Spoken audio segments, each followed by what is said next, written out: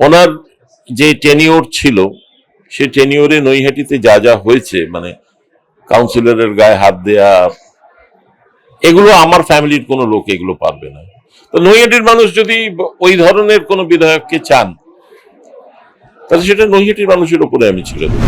মোদীজি যে গ্যারান্টি দিয়েছেন, তিনি তো সারা পশ্চিমবাংলার জন্য গ্যারান্টি দিয়েছেন, কিন্তু বিশেষ কোনো স্টেট বা বিশেষ কোনো ডিস্ট্রিক্ট, বিশেষ কোনো সাব ডিভিশনের জন্য তো গ্যারান্টি দেননি। তো সেই গ্যারান্টির ফল তো আমাদের নৈহাটিও পাবে। আমরা সারা পশ্চিমবাংলায় কনফিডেন্ট, শুধু নৈহাটি কেন, পশ্চিমবাংলায় 294টা আসনে আমরা কনফিডেন্ট, কারণ মানুষ এবার বদল চাইছে। স্যার, রাজনীতির ময়দানে একেবারে নতুন রাজনীতিতে নতুন ভোটে দাঁড়াচ্ছেন বলা যেতে পারে। কতটা কনফিডেন্ট যে নৈহাটিতে আপনি জিতবেন? কারণ রাজ্য জুড়ে যে পরিবর্তনের ডাক আমরা দেখতে পাচ্ছি, সেই জায়গায় দাঁড়িয়ে নৈহাটিতে কিন্তু আপনি রাজনীতির ময়দানে নতুন। প্রথম কথা হচ্ছে, আমি রাজনীতির ময়দানে নতুন মানে আমি যে চাকরি করে এসেছি তাতে আমি রাজনৈতিক লোকদের সঙ্গেই ইন্টারাকশন ম্যাক্সিমাম করতে হয়েছে। তো আমি হয়তো টেবিলের উল্টো দিক থেকে রাজনীতি দেখেছি, কিন্তু রাজনীতি যে একদম বুঝিনি, কারণ যদি না বুঝতাম তাহলে আমি চাকরি কি করে করতাম। আর আপনি আমাকে জিজ্ঞেস করলেন নৈহাটিতে আমি কতটা কনফিডেন্ট।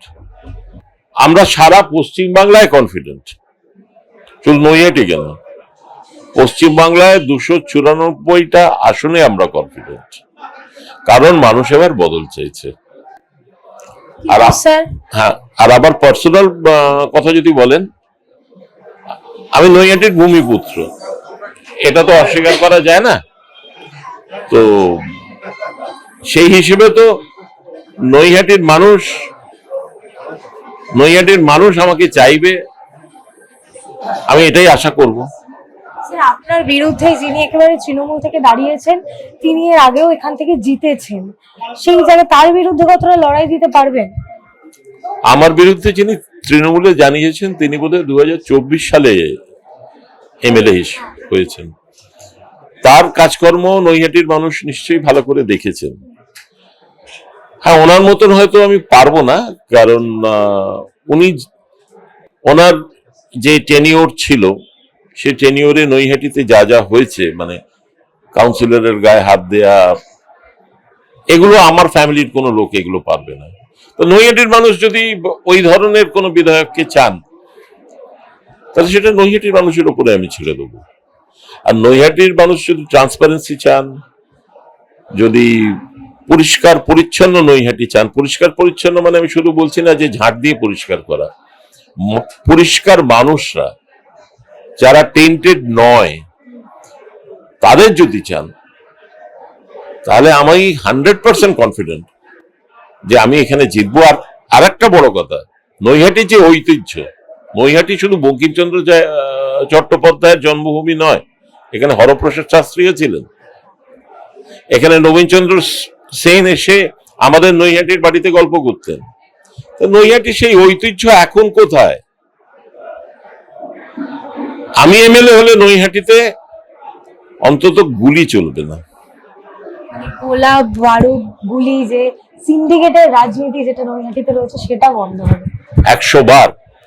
আমার প্রথম দায়িত্ব হবে একটা সুষ্ঠু, যাতে সবাই খোলা মনে, ইভেন আমারও যেন সমালোচনা করতে পারে, আমারও যদি কিছু ভুল হয় আমারও সমালোচনা করতে হবে। নৈহাটির মানুষের কোন রকম ভাবে যেন কোনো কণ্ঠরোধ না করা হয়। এই অভয়াকাণ্ডর পরে আমি তো জানি নৈহাটির কিছু মানুষের সঙ্গে কি ব্যবহার করা হয়েছিল, যারা প্রতিবাদ করেছিল। আশা করি আমাদের সরকার এলে সেই জিনিস হবে না, কিন্তু অ্যাক্সিডেন্ট তো হতেই পারে, কারণ একটা আপেলের বাস্কয়ে সব আপেল তো ভালো থাকে না। কিন্তু সেখানে যদি কেউ কোনো প্রতিবাদ করে, তার কণ্ঠরোধ করা হবে না, তার গায়ে হাত তোলা হবে না।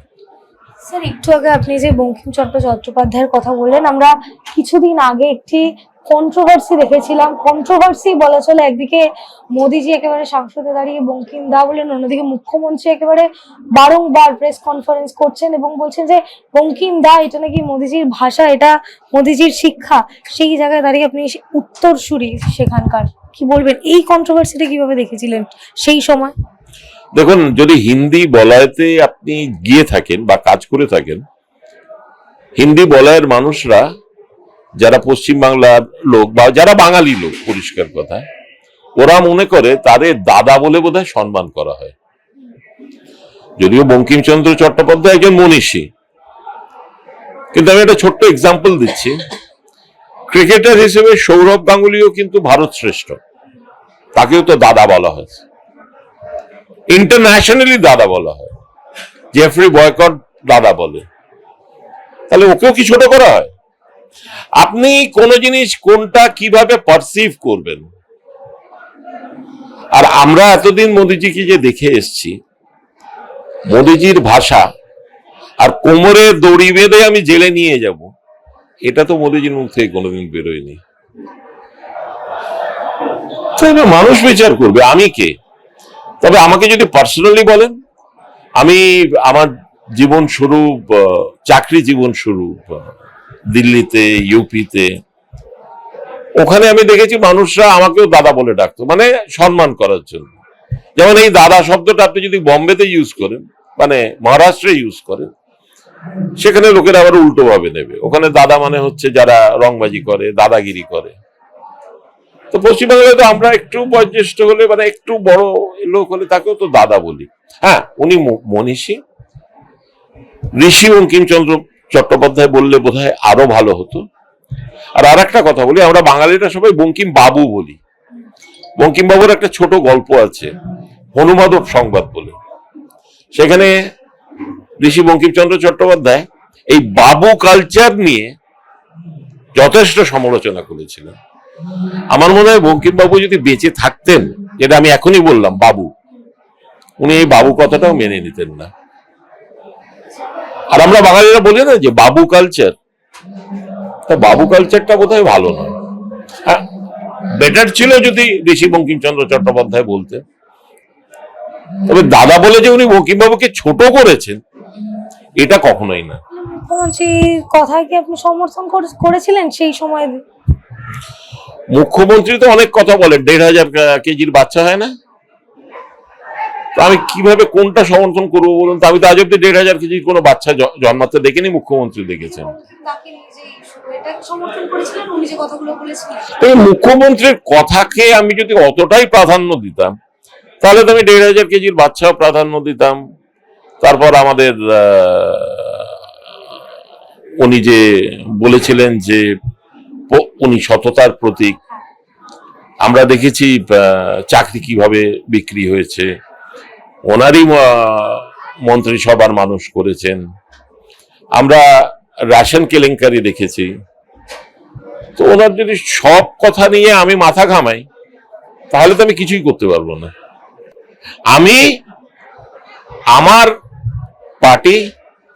পার্টি লাইনকে বিশ্বাস করি, আমি সেটুকুতেই কনসেন্ট্রেট করে থাকতে চাই, যাতে মানুষ সুষ্ঠুভাবে সুবিচার পেয়ে বাঁচতে পারে। আমি মানুষকে কখনোই বলবো না যে চাকরি নেই বলে রাস্তার ধারে চপের দোকান খুলে বসে। নৈহাটি বিধানসভায় কিসের ভিত্তিতে এইবারের নির্বাচন হবে বলে আপনার মনে হচ্ছে? মানুষ পরিবর্তন চায়, ভিত্তি আবার কি? সারা পশ্চিমবাংলায় যা হচ্ছে বা সারা পশ্চিমবাংলায় যা হয়েছে, নৈহাটি তো আর পশ্চিমবাংলার বাইরে নয়। আর নৈহাটির মানুষ যথেষ্ট সেন্সিটিভ। আমরা নৈহাটির মানুষকে যদি মনে করি নৈহাটির মানুষ বোকা, তাহলে আমরা ভুল করব। আমি বললাম না যে নৈহাটির একটা ঐতিহ্য আছে, এখানের একটা শিক্ষা কালচার একটু আলাদা। তো নৈহাটির মানুষ একদম সেন্সিটিভ। নৈহাটির মানুষ খুব ভালো করে বোঝেন যে এবার সময় এসছে। স্যার, নৈহাটি বাসীর উদ্দেশ্যে আপনার কি গ্যারেন্টি থাকবে যে আপনি ভোটে দাঁড়াচ্ছেন? আমরা মোদির গ্যারেন্টি শুনেছি, মোদিজি রাজ্যবাসীর উদ্দেশ্যে গ্যারেন্টি দিয়েছেন, তিনি চাকরি দেবেন, কর্মসংস্থান দেবেন, স্কুল, প্রাইমারি স্কুল খুলবে। আমরা নৈহাটি ঘুরে যে জিনিসটা জানতে পারছি, গৌরীপুরে যে মিল কারখানা, সেটা মানে প্রতিশ্রুতি দেওয়া হয়েছিল কিন্তু খোলা হয়নি, প্রাইমারি স্কুল বন্ধ হয়ে যাচ্ছে, হাসপাতালে পরিষেবা নেই। নৈহাটি জনগণ বলছেন যে ওটা ট্রান্সফারে পরিণত হচ্ছে, হাসপাতাল না ট্রান্সফার হয়ে যাচ্ছে সবাই। আপামর নৈহাটি বাসীর উদ্দেশ্যে কি বলবেন তাহলে? মোদিজি যে গ্যারান্টি দিয়েছেন, তিনি তো সারা পশ্চিমবাংলার জন্য গ্যারান্টি দিয়েছেন, কিন্তু বিশেষ কোনো স্টেট বা বিশেষ কোনো ডিস্ট্রিক্ট, বিশেষ কোনো সাব ডিভিশনের জন্য তো গ্যারান্টি দেননি। তো সেই গ্যারান্টির ফল তো আমাদের নৈহাটিও পাবে। আর হাসপাতালের কথা বলছেন, এখন তো আমি দেখছি যে যেখানেই যাই সব সুপার স্পেশালিটি হসপিটাল হয়েছে, এদিকে তার লিফটে মানুষ মারা যাচ্ছে। তো আমরা অন্তত এইটুকু দেখুন, অ্যাক্সিডেন্ট আমি ওটাকে অ্যাক্সিডেন্ট হিসেবেই ধরতে পারি, এটা কেউ ইচ্ছে করে করেছে তা নয়। কিন্তু এখানে একটা প্রবলেম হচ্ছে, লিফটের একটা এএমসি বলে জিনিস থাকে, অ্যানুয়াল মেইনটেনেন্স কন্ট্রাক্ট। এখনকার সরকার সবকিছুই এত কন্ট্রাকচুয়াল করে ফেলছে, পুলিশও কন্ট্রাকচুয়াল। দুদিন বাদে আপনি, আমার যেটা মনে হয় এই সরকার যদি আর কিছুদিন চলে, আমি দেখবো এসডিও, এসডিপিও, কমিশনার ওরাও কন্ট্রাকচুয়াল হয়ে যাবে সিভিক পুলিশের মতন। আমরা ওইটা হতে দেবো না।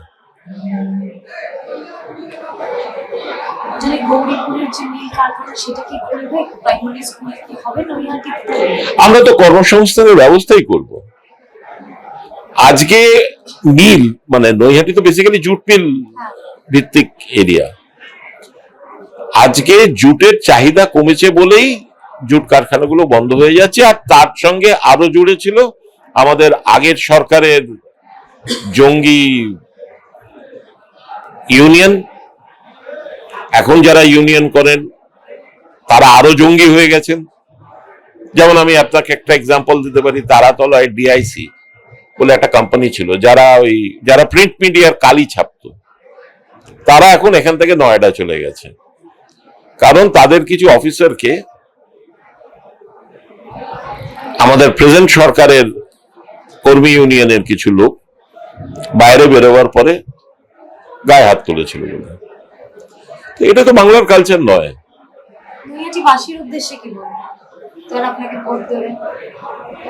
সুষ্ঠু পরিচ্ছন্ন প্রশাসন, কারণ সেটাই মেন। পুলিশ আমার কথায় চলবে না, পুলিশ আমার পার্টির কথায় চলবে না, পুলিশ বিএনএস অনুযায়ী চলবে। এইটা আমি ফার্স্ট গ্যারান্টি দেবো।